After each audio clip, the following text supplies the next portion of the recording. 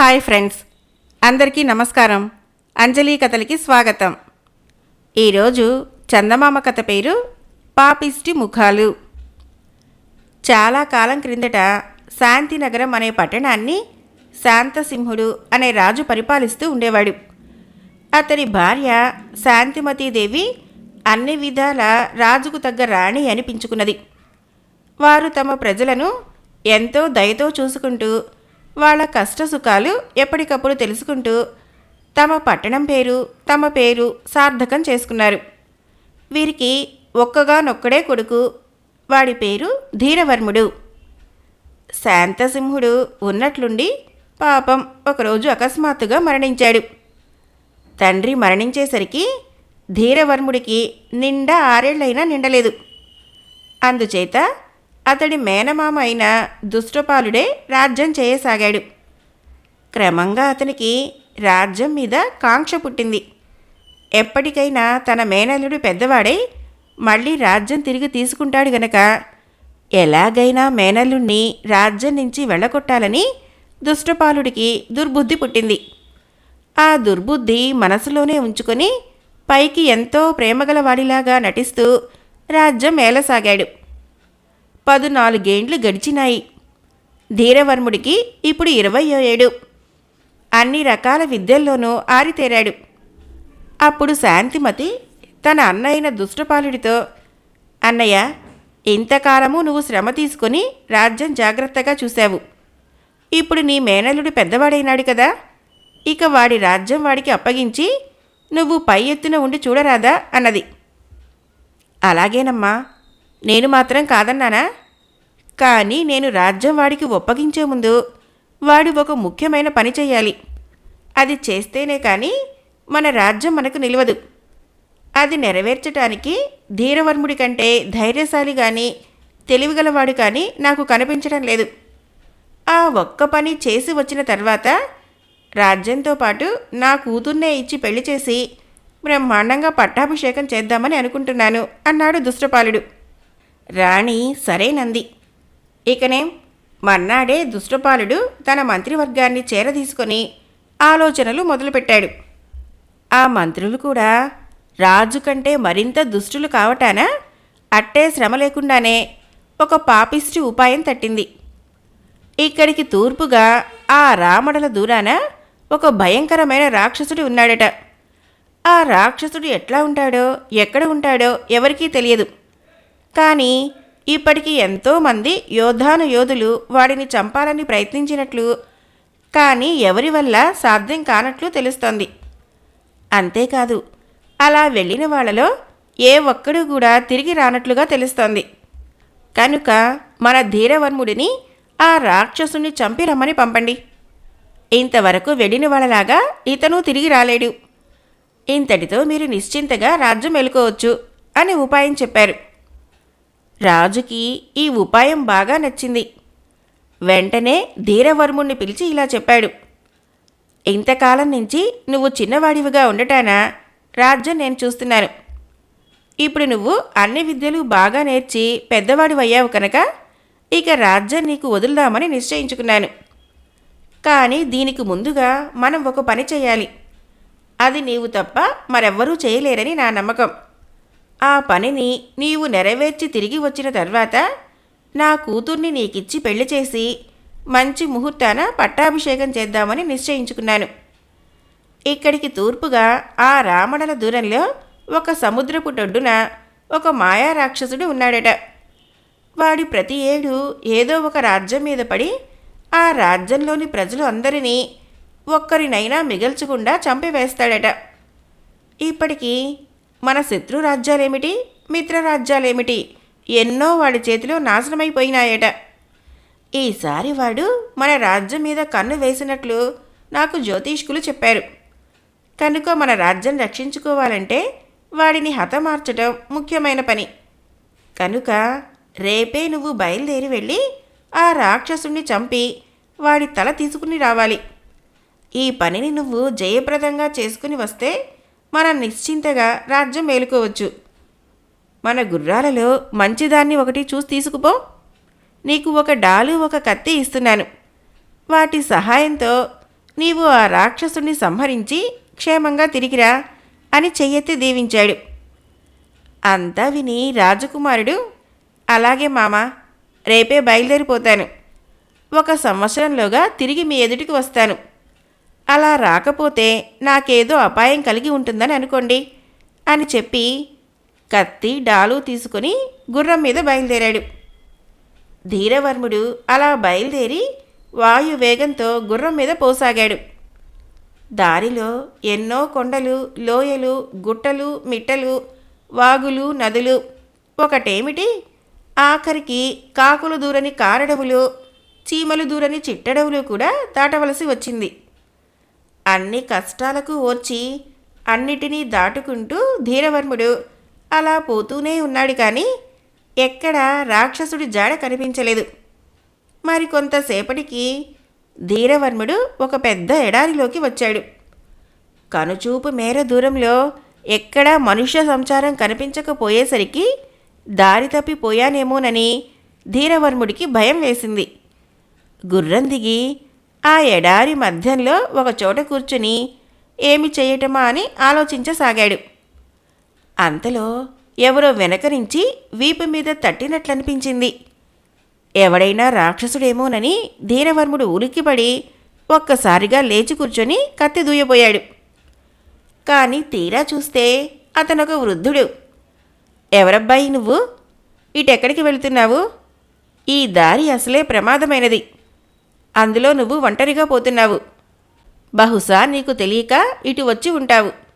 ఇప్పటికైనా నా మాట విని వెనక్కి తిరుగు, లేకపోతే చాలా ప్రమాదాలు కలుగుతాయి నీకు అన్నాడు ఆ వృద్ధుడు. అప్పుడు ధీరవర్ముడు ఆ వృద్ధుడితో తన మేనమామ తనకు అప్పగించిన పని సంగతి చెప్పి ఆ పనిని నెరవేర్చడానికే తను బయలుదేరి వెళుతున్నానని చెప్పాడు. ఓయి పిచ్చినాయన, ఆ రాక్షసుణ్ణి చంపటము నీ బోటు కుర్రవాని వలన అయ్యే పనేనా?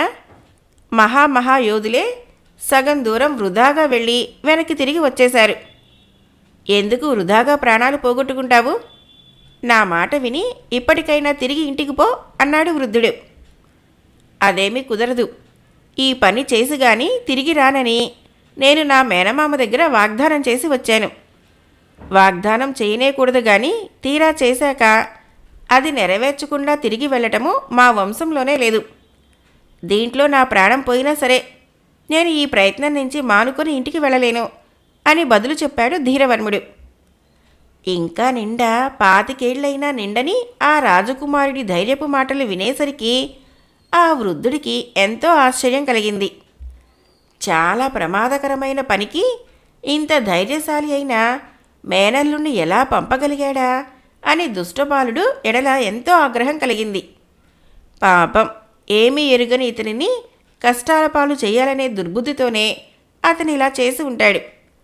అందుకు తగ్గ ఉపాయం ఏదైనా ఆలోచించి దుష్టబాలుడికి మంచి పాఠం నేర్పాలి అనుకున్నాడు వృద్ధుడు. అబ్బాయి, నువ్వు చేయదలుచుకున్న పనిలో నీకు విజయం కలిగేటట్లు చూస్తాను. సరే, మరి నీ వెంట ఏమేమి ఆయుధాలు తెచ్చావు అని అడిగాడు వృద్ధుడు. ఇదిగో ఈ డాలు, కత్తి తెచ్చాను అని ధీరవర్ముడు అవి రెండూ చూపించాడు. అవి చూసి వృద్ధుడు పకపక నవ్వి, భలే ఆయుధాలు, పైగా ఇవి చూడబోతే మీ తాతల నాటిలాగా ఉన్నాయి. వీటితోనా నువ్వు రాక్షసుని చంపడానికి బయలుదేరావు అన్నాడు. ధీరవర్ముడు ఇది విని చిన్నబోయాడు. అది చూసి వృద్ధుడు, సరేలే, ఇప్పుడు దీని గురించి విచారించడం ఎందుకు? సరే, ప్రస్తుతం మనం బయలుదేరే ముందు నువ్వు నీ డాలుని తళతళా మెరిసేలాగా తోము. నీ ముఖం నీకు అద్దంలో కనిపించేటట్లు నీ డాలులో కనిపించేటంతగా మెరుస్తూ ఉండాలి. ముందు ఇది చెయ్యి అన్నాడు. ధీరవర్ముడు అలాగే తన డాలుని తళతళా మెరిసేలా తోమాడు. వృద్ధుడు కూడా ధీరవర్ముడి నేర్పు చూసి చాలా మెచ్చుకున్నాడు. భేష్, అలా ఉండాలి అని అతని భుజం మీద తట్టాడు. ఇదంతా అయిన తర్వాత వృద్ధుడి ముందు అతని వెనకనే గుర్రం మీద ధీరవర్ముడు బయలుదేరి పోసాగారు. నడుస్తూ నడుస్తూ వృద్ధుడు ఒక్కసారిగా మాయమయ్యాడు. ధీరవర్ముడికి చాలా భయం వేసింది. చుట్టూ చూశాడు. ఎక్కడా వృద్ధుడి జాడ కనిపించలేదు. అలా చూస్తూ ఉండగా వృద్ధుడు 100 గజాల దూరంలో గాలిలో తేలిపోతూ ఉన్నాడు. ఇదేమి వింత, ఇప్పటిదాకా నాతో నడుస్తున్నవాడు ఇలా పక్షిలా ఎలా గాలిలో తేలిపోసాగాడు అనుకుంటూ ధీరవర్ముడు వృద్ధుడి వంక పరీక్షగా చూడసాగాడు. అప్పుడు వృద్ధుడి కాళ్ల చెప్పులకి రెక్కలు ఉండటం ధీరవర్ముడికి కనిపించింది. ఓహో, ఇదా సంగతి అని మనస్సులో అనుకొని ధీరవర్ముడు తన గుర్రాన్ని మరింత వేగంగా తోలసాగాడు. కానీ వృద్ధుణ్ణి కలుసుకోవటం మాత్రం ధీరవర్ముడికి సాధ్యం కాలేదు. ముందు గాలిలో పోతున్న వృద్ధుడు ఒకసారి వెనక్కి తిరిగి, ఏమోయ్ మనవడా, గుర్రం మీద వస్తున్నా కూడా నువ్వు పాపం చాలా వెనకబడ్డావేంటి? ఇంతేనా నీ బలం అని వెక్కిరించినట్లుగా అడిగాడు. తన కాళ్లకు రెక్కల చెప్పులు తొడుక్కున్న సంగతి ధీరవర్ముడు కనిపెట్టలేదనే నమ్మకంతోనే వృద్ధుడు ఇలా అన్నాడు. మీరు తొడుక్కున్న లాంటి రెక్కల చెప్పులు నాకు ఉంటే గుర్రాన్ని వదిలేసి నేను వస్తాను, అప్పుడు తెలుస్తుంది ఎవరు వెనకపడేది అన్నాడు ధీరవర్ముడు. ఓహో, కనిపెట్టావన్నమాట. ఎలాగైనా తెలివిగల బుర్ర నీది. సరే, ఇప్పుడు నీకు మరో జత చెప్పులు తేవటం కుదరదు.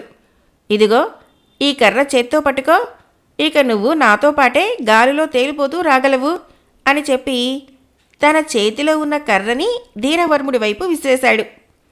ధీరవర్ముడు అది చేత పుచ్చుకోగానే తను గాలిలో తేలిపోసాగాడు. దారిలో ధీరవర్ముడు అడిగాడు, ఆ రాక్షసుని గురించి చెబుతానన్నారు కదా, ఇప్పుడు చెప్పండి అని. అప్పుడు ఆ వృద్ధుడు ఇలా చెప్పసాగాడు.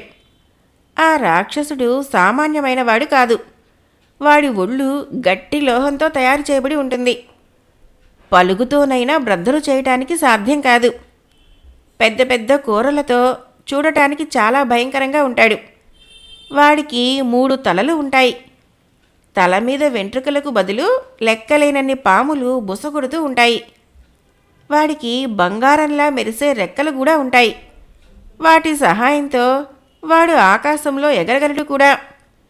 అన్నిటికన్నా ఆశ్చర్యకరమైన సంగతి ఒకటి ఉన్నది. ఎవరైతే వాడి వంక చూస్తారో వాళ్ళు ఆ పళంగా నిలువున రాయిలాగా మారిపోతారు. కనుక నువ్వు ఆ రాక్షసుని చంపాలంటే వాడి దగ్గరకు చేరటమే ఎంతో కష్టం. ఒకవేళ ఎలాగైనా అక్కడికి చేరుకున్నావే అనుకో, వాడి వంక నువ్వు చూడకుండా కళ్ళు మూసుకొని వాడిని చంపాలి. మరి ఇప్పుడైనా చెప్పు, ఈ పని మానుకుని పోతావో కాదు కూడదు చేసి తీరుతాను అంటావో? అలాంటి పిరికి పందని కానని మొదటే చెప్పాను. వెనక్కు తిరిగిపోవటం అనేది కలలో వార్త.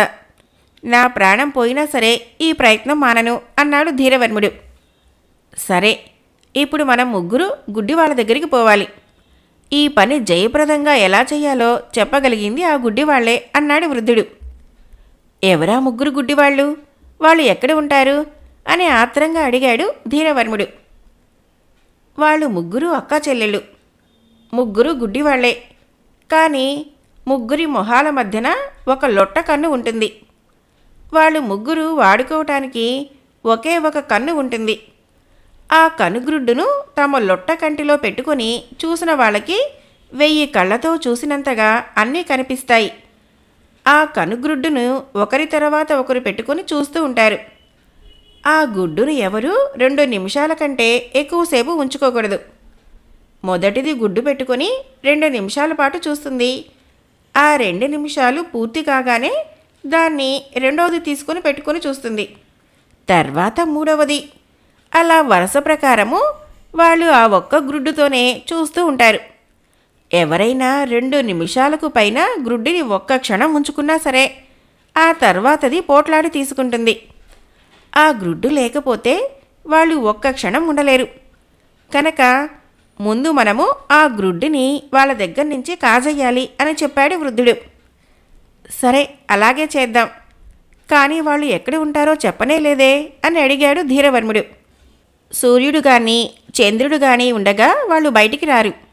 సాయంత్రము కనుమసక చీకటి వేళ వాళ్ళు బయటికి వచ్చి ఆ కన్నుగ్రుడ్డు పెట్టుకొని చూసి ఎవరైనా మనుషులు కనిపిస్తే పీక్కు తిని చంద్రుడు ఉదయించే వేళకి మళ్ళీ మాయమైతారు అని చెప్పాడు వృద్ధుడు.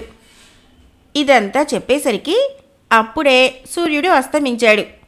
చీకటి పడసాగింది. మరి కాసేపటికి వాళ్ళు ఒక పెద్ద ఎడారి లాంటి చోటుకు వచ్చారు.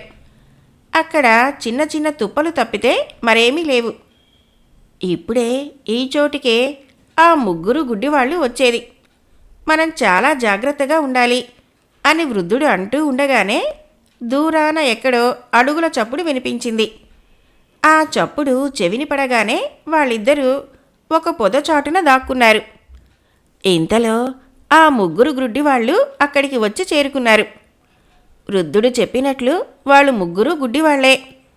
ఇప్పుడు మధ్య ఉన్న గుడ్డిది కనుగుడ్డు తను కన్నులొట్టలో పెట్టుకొని చూస్తోంది. ఇంతలో మూడో గుడ్డిది, అక్క అక్క 2 నిమిషాలైపోయింది, ఇప్పుడు నా వంతు అంది. నాకు మాత్రం తెలీదా ఇప్పుడు నీ వంతు అని? కానీ ఆ పొదల వెనకాల ఎవరో దాక్కున్నట్లుగా ఉంది, అదేమిటో చూసి ఇస్తాను అన్నది మధ్యది. ఓహో, నువ్వే చూడాలా ఏమిటి? నేను మాత్రం చూడలేనా? నా వంతు కనుక నాకిచ్చేయి, నేను చూసి చెబుతాను అంది మూడోది. ఈ వాదన జరిగేసరికి మూడో దాని వంతు 2 నిమిషాలు కూడా పూర్తి అయిపోయాయి. ఇప్పుడు మళ్ళీ మొదటి దాని వంతు. అందుచేత అది, మీ ఇద్దరూ ఎందుకు పోట్లాడుకోవటం, ఇప్పుడు నా వంతు, గ్రుడ్డు నాకిచ్చేయండి అన్నది. ఇది వినేసరికి గ్రుడ్డు పెట్టుకుని ఉన్న మధ్యదానికి తగని కోపం వచ్చేసింది.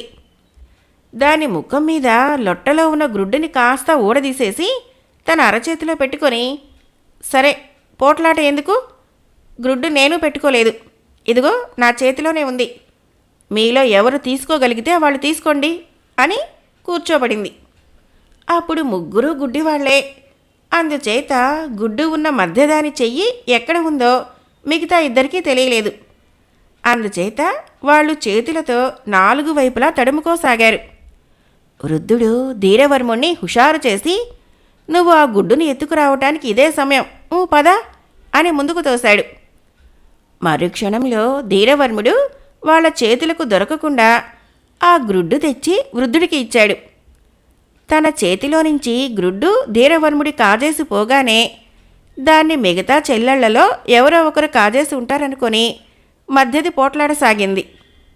కానీ మేము తీయలేదని వాళ్ళు మొత్తుకోసాగారు.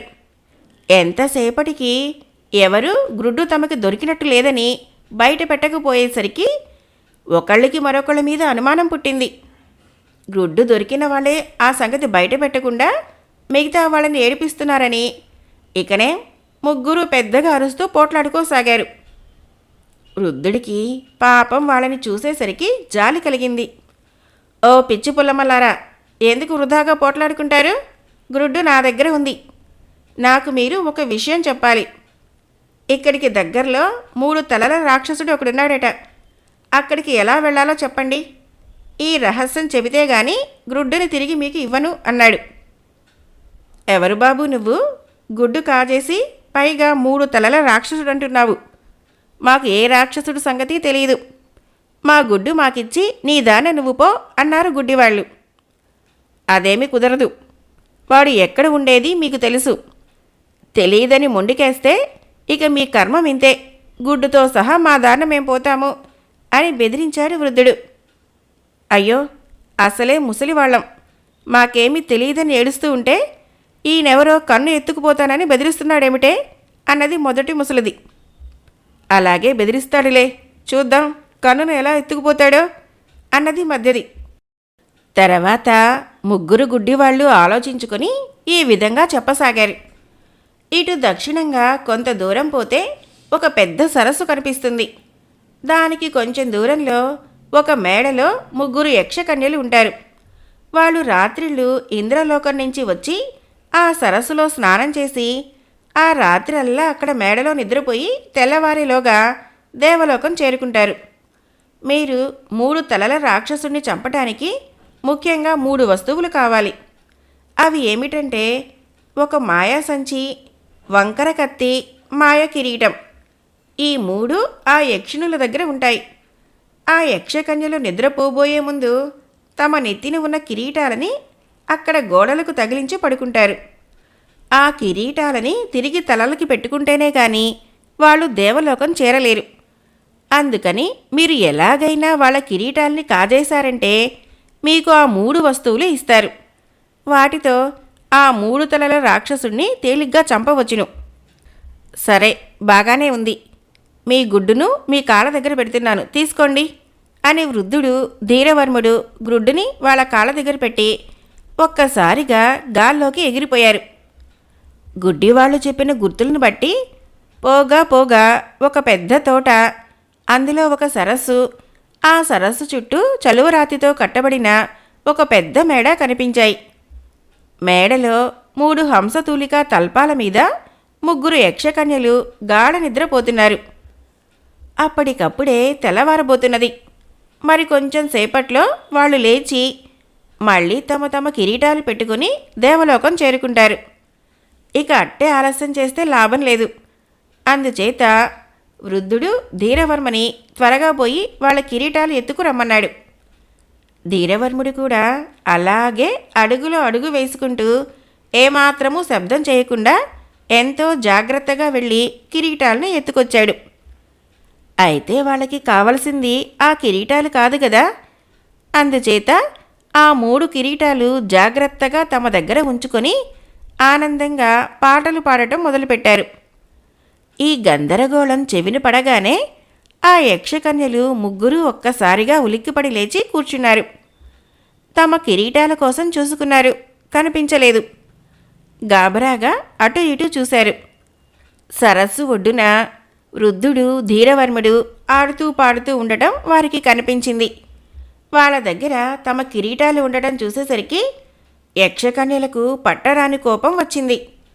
ఒక్క పరుగున వృద్ధుడు ధీరవర్ముడు ఉన్న చోటికి వచ్చారు. కానీ వీళ్ళు అంత తేలికగా చిక్కుతారా? వాళ్ళని దాదాపు దగ్గరికి రానిచ్చి ఇద్దరూ ఒక్కసారిగా గాలిలోకి ఎగిరిపోయి అక్కడి నుంచి వాళ్ళకి కిరీటాలు చూపించి ఏడిపించడం మొదలుపెట్టారు. యక్షునులకు ఏమి చేయటానికి తోచలేదు. కిరీటాలు లేనిదే వాళ్ళు చేయగలిగింది ఏమీ లేదు. అందుచేత మా కిరీటాలు మాకివ్వండి అని ఎంతో బ్రతిమలాడుకోసాగారు. అప్పుడు వృద్ధుడు ఇలా అన్నాడు, అలాగే ఇస్తాను, కానీ వాటికి బదులుగా మీరు మాకు 3 వస్తువులు ఇవ్వాలి. అవి మీరు ఇచ్చే వరకు మీ కిరీటాలు తిరిగి ఇవ్వము అన్నాడు. సరే, అలాగే ఇస్తాం, అవేమిటో చెప్పు అన్నారు 3 యక్షిణులు ఒక్కసారిగా. అప్పుడు వృద్ధుడు గ్రుడ్డివాళ్లు చెప్పిన సంచి, కత్తి, కిరీటము కావాలని కోరారు. సరే, మొదట యక్షిణి వెళ్ళి ఒక సంచి తెచ్చింది. అది జింక చర్మంతో తయారు చేయబడిన చిన్న మనీ పర్సు లాంటిది. దానిమీద అక్కడక్కడ బంగారు పూలు కుట్టి ఉన్నాయి. రెండో యక్షిణి వెళ్ళి ఒక పొడుగాటి కత్తి తెచ్చి ఇచ్చింది. అది తళతళా మెరుస్తూ చాలా పదునుగా ఉంది. మూడో యక్షిణి వెళ్ళి ఒక ఉక్కు కిరీటం తెచ్చింది. ఈ 3ంటిని ఒక చోట ఉంచి యక్షిణులు వృద్ధుడిని, ఇక దిగిరావయ్యా మహానుభావ, నువ్వు కోరిన 3 వస్తువులు ఇవిగో, ఇవి తీసుకొని మా కిరీటాలు మాకిచ్చి నీ దాన్న నువ్వు పో అన్నారు. సరేనని వృద్ధుడు ధీరవర్ముడు ఆ 3 వస్తువులు తీసుకొని వాళ్ళ కిరీటాలు వాళ్ళకిచ్చి తిరిగి రివ్వున గాలిలో తేలిపోసాగారు. బ్రతుకు జీవుడా, మనల్ని ఇంతటితో వదిలిపెట్టాడు, కానీ ఆ కిరీటాలే తీసుకుపోయి ఉంటే మళ్ళీ మనకు దేవలోక ప్రాప్తి ఉండేది కాదు అని యక్షిణులు అక్కడ నిలవకుండా తమ తమ కిరీటాలు పెట్టుకొని దేవలోకానికి బయలుదేరిపోయారు. అప్పటికి బాగా తెల్లవారింది. ధీరవర్ముడు వృద్ధుడు మళ్ళీ భూమి మీదకి దిగి ఒకచోట కాసేపు విశ్రాంతి తీసుకుందామని కూర్చున్నారు. ఇంటి దగ్గర నుంచి బయలుదేరిన తర్వాత ఇంతవరకు తిండి అంటూ లేదు గనక ధీరవర్ముడికి తగని ఆకలి వేస్తోంది. చుట్టూ చూశాడు, ఏమీ కనిపించలేదు. నోరు తెరిచి వృద్ధుడిని అడిగాడు ఆకలి తీరే మార్గం ఏదైనా చెప్పమని. ఇది విని వృద్ధుడు పకపక నవ్వసాగాడు. ధీరవర్ముడికి ఎక్కడ లేని కోపం వచ్చింది. నాకు ఆకలి మండిపోతుంటే నీకు నవ్వుగా ఉందా ఏంటి? రెక్కల చెప్పులు తొడుక్కొని నన్ను మొదట మోసగించి గాలిలో గొప్పగా ఎగిరినట్లుగానే ఆకలి కాకుండా ఉండేటందుకు నువ్వేమైనా మందు తిన్నావేమో అన్నాడు రోషంగా. అదిగాదో ఈ పిచ్చి నాయన, ఇంత కష్టపడి మనం సంపాదించిన 3 వస్తువులు ఎందుకనుకుంటున్నావు? వాటిని గురించి అడిగి తెలుసుకోకుండా ఆకలో అని నువ్వు గోలబెట్టేసరికి నాకు నవ్వు వచ్చింది. ఎందుచేతనంటే ఆకలి తీర్చేటందుకే మనం ఆ సంచి కోరింది. అది మన దగ్గర ఉన్నంతకాలము మనకి ఆకలి భయం అక్కర్లేదు అని చెబుతూ తన దగ్గర ఉన్న ఆ సంచి మూతిని విప్పి బోర్లించాడు. సంచి బోర్లించగానే దాంట్లో నుంచి రకరకాల పళ్ళు రాసాగినాయి. ఇక చాలు ఈ పూటకి అని ధీరవర్ముడు అనే వరకు వృద్ధుడు సంచి మూత తెరిచే ఉంచాడు. తర్వాత మళ్ళీ దాని మూతి బిగించి తన దగ్గర భద్రంగా దాచి ఉంచాడు. సంచిలో నుంచి వచ్చిన పళ్ళు అవి కడుపు నిండా తిని ధీరవర్ముడు, అమ్మయ్య, ఇక 2 రోజుల వరకు ఏమీ తిండి అక్కర్లేదు అన్నాడు. తర్వాత ఆ వృద్ధుడు యక్షుణులు ఇచ్చిన కత్తిని ధీరవర్ముడికి ఇచ్చి అంతకు ముందు అతని వద్ద ఉన్న కత్తిని విసిరి పారేశాడు. ఆ తర్వాత మాయా కిరీటం చూపించి, ఈ కిరీటాన్ని నీ నెత్తిన పెడతాను, భలే గమ్మత్తు జరుగుతుంది చూడు అంటూ ఆ మాయా కిరీటాన్ని ధీరవర్ముడి నెత్తిన పెట్టాడు. కిరీటం నెత్తిన పెట్టగానే ధీరవర్ముడు ఒక్కసారిగా మాయమైపోయాడు. ఒక్క కిరీటం మాత్రమే వృద్ధుడి పక్కన గాలిలో నిలిచింది. ఇప్పుడెక్కడున్నావు మనవడా అని అడిగాడు వృద్ధుడు. ఎక్కడేమిటి, ఎప్పటిలాగనే నీ ప్రక్కనే ఉన్నాను కదా అని బదులు చెప్పాడు ధీరవర్ముడు. నేను నీకు ఎప్పటిలా కనిపిస్తున్నానా అని అడిగాడు వృద్ధుడు. ఆహా, బాగానే కనిపిస్తున్నావు, నేను నీకు కనిపించడం లేదా ఏమిటి అని ఆశ్చర్యంగా అడిగాడు ధీరవర్ముడు. లేదు, నీ తలకు నేను పెట్టిన కిరీటం మాత్రమే గాలిలో నిలిచి కనిపిస్తోంది. ఇదే విధంగా ఆ రాక్షసుని చంపబోయేటప్పుడు నువ్వు వాడిని చూడగలుగుతావు, కానీ నువ్వు ఎక్కడ ఉన్నావో వాడు కనుక్కోలేడు. మరి చూసావా, యక్షుణులు ఇచ్చిన 3 వస్తువులు మనకెంత ఉపయోగపడ్డాయో అని చెప్పి మళ్ళీ బయలుదేరారు. ఇప్పుడు వృద్ధుడు, అతని పక్కనే ధీరవర్ముడి కిరీటం గాలిలో తేలుతూ పోతూ ఉన్నాయి. వీళ్ళ ఇద్దరికీ పైన ఇంకో గజం ఎత్తులో మరో కిరీటం కూడా గాలిలో తేలిపోతూ ఉంది. అది వృద్ధుడి మేనకోడలిదే. వృద్ధుడు బయలుదేరి ఎక్కడికి వెళ్ళినా ఆమె కూడా అదృశ్యంగా వస్తూనే ఉంటుంది. ఈసారి వృద్ధుడు ధీరవర్ముడిని కలుసుకున్నప్పటి నుంచి కూడా ఆమె ఆకాశంలో తేలుతూ వస్తూనే ఉంది. ఈ సంగతి ధీరవర్ముడికి తెలియదు. మధ్యదారిలో కిరీటంగా మాత్రమే కనిపిస్తున్న వృద్ధుడి మేనకోడలు వాళ్ళ తలలు పైకి చాలా దగ్గరగా వచ్చింది. ఆ కిరీటానికి రెక్కలు కూడా ఉండటం వలన ఆ రెక్కల చప్పుడు ధీరవర్ముడి చెవిన పడింది. ఏమిటి తాత, ఏదో రెక్కల చప్పుడు అవుతుంది అని అడిగాడు. అది ఉత్త చప్పుడు కాదు, నా మేనకోడలు ఒక ఆమె ఉంది. ఆమె కూడా నీలాగే ఒక మాయ కిరీటం ధరించి మొదటి నుంచి మనతో పాటు వస్తోంది. ఆమె కిరీటానికి రెక్కలు కూడా ఉన్నాయి. నువ్వు విన్నది ఆ రెక్కల చప్పుడే. ఆమె మనిద్దరికీ పైగా ఉన్నది చూడు అని చెప్పాడు వృద్ధుడు. ధీరవర్ముడు తల పైకెత్తి చూశాడు. వృద్ధుడు చెప్పినట్లుగానే ఇంకో కిరీటము రెక్కలు టపటపా కొట్టుకుంటూ వస్తూ ఉంది. అలా వాళ్ళు వస్తూ ఉండగా ఒకచోట వృద్ధుడు, మనవడా, ఇక జాగ్రత్త, ఆ రాక్షసుడిండే చోటికి చాలా దగ్గరగా వచ్చాము. పొరపాటున నువ్వు వాడి వంక చూసావంటే వెంటనే రాయిగా మారిపోతావు. ఇంతవరకు మనం పడ్డ కష్టమంతా వృధా అవుతుంది. అందువల్ల చాలా జాగ్రత్తగా ఉండు అంటూ హెచ్చరించాడు. అలాగే తాత, మరి మీరు మాత్రం కళ్ళు మూసుకొని ఉండవద్దా అని అడిగాడు ధీరవర్ముడు. మేము వాడి దగ్గరికి రాము, అందువలన మేము కళ్ళు మూసుకోవలసిన అవసరం లేదు. నువ్వు మాత్రం చాలా జాగ్రత్తగా ఉండాలి. వాడు ఏం చేస్తున్నాడో వాడి వంక చూడకుండా నువ్వు చూడగలగటానికే నీ డాలుని అద్దంలా తోమమన్నాను. డాలుని అందుకు ఉపయోగించుకో అని చెప్పాడు వృద్ధుడు. సరేనన్నాడు ధీరవర్ముడు. ఇప్పుడు వాళ్ళు ఒక సముద్రం పైన ఎగురుతున్నారు. క్రింద సముద్రపు ఒడ్డుకు కొంత దూరంలో ఆ రాక్షసుడు గుర్రు పెట్టి నిద్రపోతూ ఉండటము వృద్ధుడికి కనిపించింది. వాడి తలల మీద ఉన్న పాములు బుసలు కొడుతున్న శబ్దం కూడా వినిపిస్తోంది. అదిగో అక్కడ సముద్రపు ఒడ్డున చూడు, నీవు చంపవలసింది వాడినే. కిరీటం క్రింద మాయమై ఉన్నావు కనుక నువ్వు ఎక్కడ ఉన్నది వాడు తెలుసుకోలేడు. కానీ వాడిని నువ్వు చూడగలవు. చూడగలను కదా అని వాడి వంక మామూలుగా చూసేశావు, జాగ్రత్త. నీ డాలులోకి వాడి ప్రతిబింబం కనిపిస్తుంది కనుక డాలులో చూస్తూ ఉండు. నేను నీకు ఇదివరకే ఇచ్చిన కత్తి వాడిని నరకటానికి పనికి వస్తుంది. ఒక్క వేటున వాడి తలల్ని నరికి వాటిని ఈ సంచిలో పెట్టి బిగించి తీసుకురా అని చెప్పి యక్షిణి ఇచ్చిన మాయ సంచిని ఇచ్చాడు వృద్ధుడు. ఇదేమిటి, ఈ సంచిని ఆకలి తీర్చుకునేటందుకు గదా వాళ్ళు మనకి ఇచ్చింది. దీంట్లో ఆ పాపిస్తు తలలను పెట్టడం ఏమిటి? అయినా అంత పెద్ద తలలు ఈ చిన్న సంచిలో ఎలా పడతాయి అని అడిగాడు ధీరవర్ముడు. అదంతా అనవసరం, నేను చెప్పినట్లు చెయ్యి. ఇక ఆలస్యం చేస్తే లాభం లేదు. వాడు నిద్ర లేచాడంటే మళ్ళీ ఏడాది వరకు నిద్రపోడు. వెంటనే పో అని తొందర చేసి ధీరవర్ముడిని తరిమాడు ఆ వృద్ధుడు. ధీరవర్ముడు ఏకాఏకిన సముద్రపు ఒడ్డునకు వచ్చి ఆ రాక్షసుడి పైకి కొద్ది దూరంలో గాలిలో తేలుతూ సమయం కోసం చూస్తున్నాడు. రాక్షసుడు దిట్టంగా నిద్రపోతున్నాడు. వాడి తలల మీద ఉన్న పాములు బ్రహ్మాండంగా బుసలు కొడుతూ ఉన్నాయి. ఇదంతా ధీరవర్ముడు తన డాలులో చూసి కనిపెడుతూ ఉన్నాడు.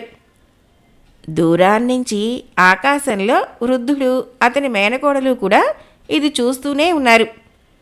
ధీరవర్ముడు ఆలస్యం చేయటం చూసి వృద్ధుడు, ఇంకా చూస్తావేం, నరుకు అంటూ పెద్దగా కేక వేశాడు. ఆ కేక ధీరవర్ముడి చెవిన పడటమేమిటి? ధీరవర్ముడి చేతిలో ఉన్న కత్తి రాక్షసుడి మెడ మీద పడి సర్రున 3 తలలు మొండ నుంచి వేరు కావటమేమిటి? ఒక్కసారిగా జరిగినాయి. ఇక ధీరవర్ముడు ఆ తలల్ని సంచిలో పెట్టడానికి మూతి విప్పి మూతిని వెడల్పుగా లాగాడు. లాగిన కొద్దీ సంచి మూతి పెద్దది అవుతూనే ఉంది. ఇకనేం రాక్షసుడి తలల్ని దాంట్లో పెట్టి మళ్ళీ మూతి బిగించాడు. సంచిలో నుంచి రాక్షసుడి తలల మీద ఉన్న పాములు ఇంకా బుసలు కొడుతూనే ఉన్నాయి.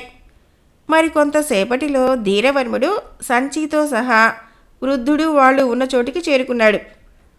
రాక్షసుడి తలల్ని నువ్వు నరికినా ఇంకో 6 నెలలు దాకా ప్రాణం ఉంటుంది. అందుచేత సంచి మూతిని ఎలాంటి పరిస్థితుల్లో విప్పనేకూడదు అన్నాడు వృద్ధుడు. అలాగే వృద్ధుడు మామూలు రూపంతో, ధీరవర్ముడు కిరీటం రూపంతో, వృద్ధుడి మేనకోడలు రెక్కల కిరీటం రూపంతోనూ గాలిలో తేలిపోతూ మరో 3 రోజులకల్లా దుష్టపాలుడి రాజ్యం చేరుకున్నారు. మేనల్లుడు తిరిగి ప్రాణంతో తన ఎదుటికి వస్తున్నాడని తెలిసేసరికి దుష్టపాలుడు తన చెవులను తానే నమ్మలేకపోయాడు. అయినా ఎంతో మెచ్చుకున్నవాడిలాగా వాళ్ళకి ఎదురు వచ్చి వృద్ధుడు వాళ్ళ వైపు చూస్తూ వీళ్ళెవరు అని అడిగాడు. నువ్వు నాకు ఒప్పచెప్పిన పనిని జయప్రదంగా నెరవేర్చి తిరిగి నేను బ్రతికి నీ ఎదుటికి రాగలిగింది వీళ్ళ సహాయం వలనే.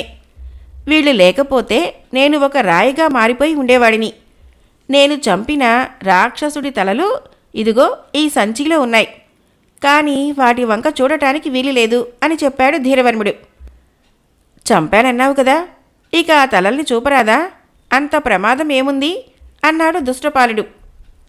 చాలా ప్రమాదం జరుగుతుంది. ఇంకో 6 నెలల వరకు ఆ తలలకి ప్రాణం ఉంటుంది. ప్రాణం ఉండగా వాటి వంక చూసిన వాళ్ళు ఆ పళంగా రాయి అయిపోతారు. నువ్వు అంతగా చూడదలుచుకుంటే ఇంకో 6 నెలలు ఓపిక పట్టు అన్నాడు. దాని వంక చూస్తేనే రాయి అయిపోయేలాగైతే మరి నువ్వు ఆ రాక్షసుణ్ణి చంపి తలలు ఎట్లా తేగలిగావు? నీదంతా చూడబోతే దొంగ వేషంలా ఉంది.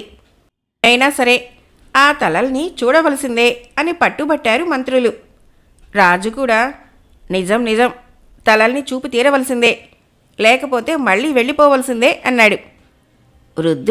వృద్ధుడి మేనకోడలు కూడా రాజుకు ఎన్నో విధాలా చెప్పి చూశారు. ఎందుకు అనవసరంగా పట్టుబడుతూ కూర్చుంటారు? ఏ నిమిషాన ఆ తలల వంక మీరు చూస్తే ఆ నిమిషాన మీరందరూ ఒక్కసారిగా రాళ్ళు అయి కూర్చుంటారు అని ఎంతో నచ్చజెప్పారు. వీలు లేదన్నారు మంత్రులు. రాజు కూడా అంతే అన్నాడు. సరే మీ కర్మం, మేము చెప్పవలసిందంతా చెప్పాం, వినకపోతే మేమేం చేస్తాము అంటూ వృద్ధుడు మళ్ళీ ధీరవర్ముడి నెత్తిన తన మేనకోడలి నెత్తిన మాయ కిరీటాలు ఉంచాడు. వాళ్ళు మాయమైపోయి ఆ చోట గాలిలో 2 కిరీటాలు మాత్రమే నిలిచాయి. ఇది చూసేసరికి దర్బారులో ఉన్న వాళ్ళంతా ఆశ్చర్యపోయారు. అప్పుడు వృద్ధుడు అన్నాడు, ఆఖరిసారిగా నేను చెబుతున్నాను, ఈ తలలని చూసి తీరాలని ముండుపట్టు వదలండి. కాదు కూడదంటే మరొక క్షణంలో మీరు నిలుచున్న చోట్ల మీ బదులుగా రాతి విగ్రహాలు మిగులుతాయి. ఇంత చెప్పినా వాళ్ళకి నమ్మకం కలగలేదు. వాళ్ళు ముగ్గురూ చేరి తమని మోసం చేస్తున్నారని అనుకున్నారు. రాళ్లుగా మారిపోయినా సరే ఆ తలల్ని చూసి తీరవలసిందే అన్నారు అందరూ ఒక్కసారిగా. ఇక చెప్పి లాభం లేదని తెలుసుకున్నాడు వృద్ధుడు. సంచిని అక్కడ నేల మీద ఉంచి ధీరవర్ముడితో చెప్పాడు, నేను బయటికి పోతున్నాను. ఇదివరకు నేను చెప్పిన సంగతులన్నీ జ్ఞాపకం ఉంచుకొని సంచి మూతి విప్పు. వాళ్ళు చూసిన తర్వాత మళ్ళీ దానిని సంచిలో బిగించి నన్ను కేక వెయ్యి, వస్తాను అన్నాడు. సరేనన్నాడు ధీరవర్ముడు. వృద్ధుడు సంచిని అక్కడ వదిలి సింహద్వారం దగ్గరికి పోయి వీధి వైపుకు చూస్తూ నుంచున్నాడు. మామ సెలవు అంటూ ధీరవర్ముడు తన డాలులో సంచిని చూస్తూ మూతి విప్పాడు. మూతి విప్పడంతోనే దాంట్లో నుంచి రాక్షసుడి తలలు ఎగిరి నేల మీద పడినాయి. వెంటనే దర్బారులో ఉన్నవాళ్ళు ఎక్కడి వాళ్ళక్కడ రాతి విగ్రహాలైపోయారు. ఆ తర్వాత ధీరవర్ముడు తల్లిని కలుసుకొని అంతా చెప్పాడు. ఆమె చాలా సంతోషించింది. వృద్ధుడి మేనకోడలు ధవళకుమార్ని ఇచ్చి తన కొడుక్కి పెళ్లి చేసింది. ప్రజలంతా సంతోషించారు కొత్త రాజును చూసి. కథ అయిపోయింది. ఫ్రెండ్స్, నా కథలు మీకు నచ్చినట్లయితే మన ఛానల్ని తప్పకుండా సబ్స్క్రైబ్ చేయండి, లైక్ చేయండి, షేర్ చేయండి, కామెంట్ చేయండి. Thank you.